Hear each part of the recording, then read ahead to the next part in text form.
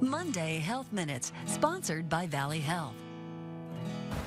Hi, I'm Melanie Schaefer. This is Valley Health Minutes. If you have noticed, spring has sprung and there is pollen everywhere. Allergy season is underway and it might be causing you some sniffles and some things you'd like to address. We're talking with Dr. Ellen Frazier today about allergies and what we can do to kind of tolerate this season a little bit better.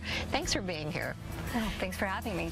Tell us, what are some of the signs and symptoms that, yes, this springtime is really messing with you? So runny nose, itchy, watery eyes, those are the primary allergy symptoms, and then some people get a cough as well as like a feeling of fullness in their ears. It sounds like so many of those symptoms could be something else, maybe a cold, maybe COVID. We've been doing that for so long. How can you tell the difference? So usually with the cold, COVID, flu, the symptoms are worse, and a lot of times they'll be associated with a fever. The cough will be productive of phlegm. So that's your first sign that something else is going on. And then, of course, it's seasonal allergies, so we know it's the season. So suspect allergies first. It can really make you miserable, though. I mean, it can bring on that headache and the sore throat, and there are so many different medications on the shelf. How can you kind of distinguish which ones might be the best starting place to see if you can get some relief? Yeah, so definitely the antihistamines, so things like Claritin, Zyrtec, Allegra, those are kind of our first line, and any of the generics are just fine. And then beyond that, you can do nasal sprays like Flonase or Nasacort, and then they do make allergy eye drops as well. Yeah, that's helpful too, because those itchy eyes can really get you. Yeah. With all of those medications, we all know medications can have some kind of side effect. What are things that you should watch for? So the biggest with the antihistamines are dry mouth, and some of them can make you tired or sleepy. So a lot of times I recommend people take them at night, and just be aware that that can't be a side effect. Yeah, that's a good suggestion to do that nighttime, just in case, and then you'll wake up kind of fully loaded with medication and help you deal with those symptoms.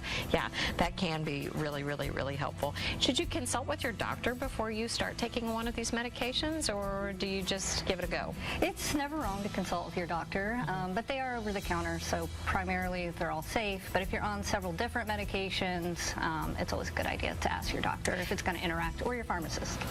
When would you think, I'm sure that, are there prescription allergy medications?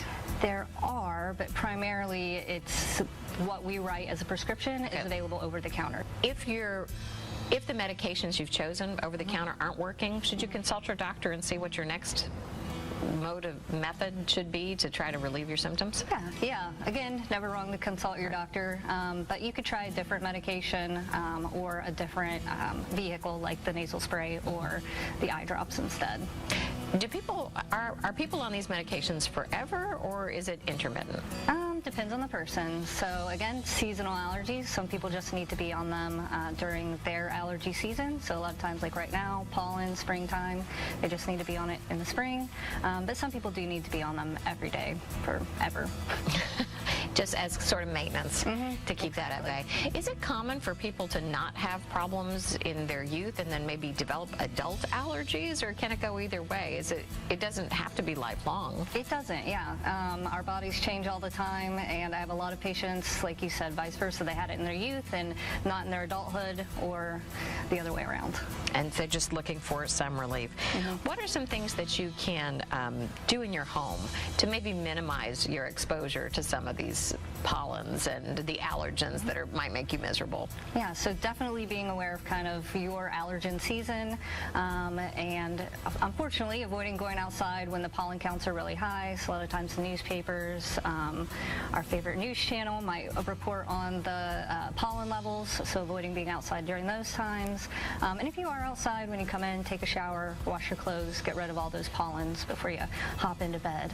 So. Right, and maybe not sleep with the windows open this season. That's another good suggestion, yes. Yeah, because all that pollen can kind of creep into your bedroom, and then you will wake up feeling just not your best. Well, so many things we can do to try to keep these symptoms at bay and take better care of ourselves. Spring is such a beautiful season. Don't let it make you miserable. I agree. All right. Dr. Frazier, thank you so much for all of your tips and advice. We appreciate it. It was a pleasure. Yeah. Thank you for being here for Valley Health Minutes. We'll see you next Monday.